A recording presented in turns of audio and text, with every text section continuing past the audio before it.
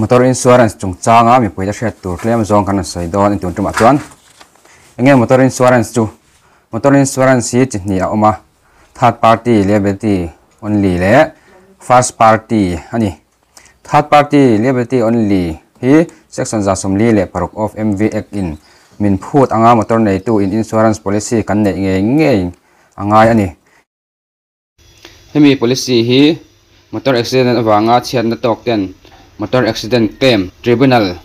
employee kalsanga compensation an claim theina ani first party pakai sami policy ve thunga chuan third party policy na cover ho ba ka motor chia accident cover na nia third party angin compulsory ani ve lo a motor nei to du thlan na ani a motor thar hi loan omte ni lo chuan first party ati ngai tur ti dana om lo third party a chuan premium hi fix ani wangin discount pek ve thei lo first party a ero chuan discount pek ve thei ani third party kan ti chuan motor accident awanga chena tok motor accident claim tribunal employee compensation ko ta zual ko wa compensation claim thei te hi anni thinai mo motor accident awanga hliam tur en kolna sen so zong ko ta zual ko in compensation an deal thei ko tin compensation pek za tur anti chuak anga chumi chu insurance company ten an pedon ani motor nei tu in victims te compensation apek tur ai insurance company ten an pek sakdon tina ani chu kan motor insurance policy a hian motor khaltu tura kan chhor driver le conductor te po India motor tariff 28 nuaya kan cover tel theya premium hi chang somnga GST chau ania chumi chuan motor accident awanga kan driver emo conductor ten thina liampui lo tok palta se employee compensation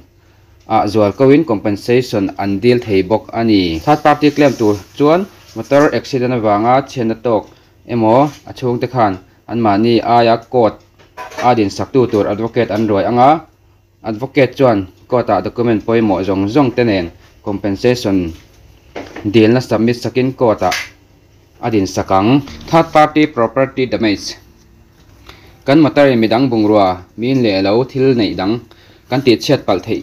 claim theina nia compensation amount hi two wheeler a chuan cheng sang ruk minimum ania a maximum a chuan cheng noi khat ani four wheeler a chuan cheng sang ruk minimum ania tamlama chuan noi serle singa ani motor in bungrua ati chet sak ate khan kota zual kowin claim competition an failanga kotin bungrua chia nun zong azirin compensation pek za tur order a chuanga chumi za chu insurance company in kan lop pe ve thungang tuna kan policy isu dan tlang puya chuan premium hiam kan du ve sewangin a hiam theyang ber cheng sang ruka khan kan da tlang pui thin ani third party premium dang lam dan eng motor po class of vehicle azirin premium hi ati dang lam tu om zela private vehicle a chuanin cubic capacity cc kan ti mai khami cc san le san lo khan a premium hi ati dang lam thina a cc tam chuan a premium sangak insurance kan choi tur kha tam don tina ani chuan bungra phurchi a chuanin across vehicle wait tam chuan insurance kan choi tur kha atam don tina ani passenger carrying vehicle a seating capacity azirin a premium kha atam the ani ti chuan two wheeler policy hilo en le taila motor chuang ve ni lo kongkal lai te emo motor na ti pal thei mishing le pillion rider motor chia an claim thei boka hi first party policy anita liability policy first party motor chuang ve ni lo motor in ati pal thei mishing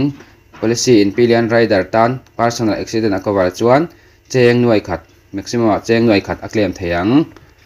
chu two wheeler bika ania chuan private car lo en le taila package policy motor chuang ve ni lo kongkal lai te emo motor in ati pal thei mishing le motor passenger seat chuang zong motor chian claim thei bok hi private car first party policy late liability policy motor chuang ve ni lo motor ati pal thei mishing policy in passenger tan personal accident a cover chuan cheng nuai ni an claim theiang class of vehicle hi motor car LMV chin LMV จินอันนี้จู passenger carrying vehicle เวทงะจวน package policy motor chunga motor chuan man choi ticket nei passenger seat a chuang zong motor seat capacity mil zelin le pon lama motor inati pal thei mishing ho motor chian claim thei bok liability policy motor chunga motor chuan man choi ticket nei a passenger seat a chuang zong motor seating capacity mil zelin le pon lama motor inati pal thei mishing ho kha an claim thei don tina ni chu data compensation deal turin claim competition kong ni in fal thaya chung ta chu section za somruk le pali of MVX hemi hnuaya hi chuan compensation za thi bituk fix ani a thina a cheng noi nga le in hiam pui a cheng noi hi siang nga ani ang hemi section hnuaya hi chuan motor khal tu film khur lo wang ni lo motor accident na a chia tok tu film khur lo wang a thina emo in hiam pui theng ang chia man thin ani section za somruk le paruk of MVX hemi section hnuaya hi chuan compensation za thi bituk ani ve lo motor accident na a chia tok tu sumlak lu zat kumza le ama ain nat zat azirin court in compensation za tur asiam thin hemi section hnuaya hi chuan motor khal tu film khur lo wanga motor accident theng ang chi a man thin ani ami hringa zirin luman kha ainang don lo tina ni chu tuna sarkar na thok officer te kha lo ni ta se kan vati pala te kha aluman kha chu asang viau thea chu wa chuanin engma thok lem lo in lo phat chop ang chi te ni chon luman te po khan diam ve the chu wa chuanin aluman kha ainang don lo tina ni chu eng motor apo anei tu hi third party an ve thei lowa chu wang motor nei tu in insurance policy cover telve do ni chuan compulsory personal accident CPA hi owner driver ani chuan cheng noi som panga ina cover thei bok ani insurance kan ti na khanin CPA compulsory personal accident ania chumi chu anei tu ina an khala anei tu kha owner driver ani boka ti chuan in lo accident palta se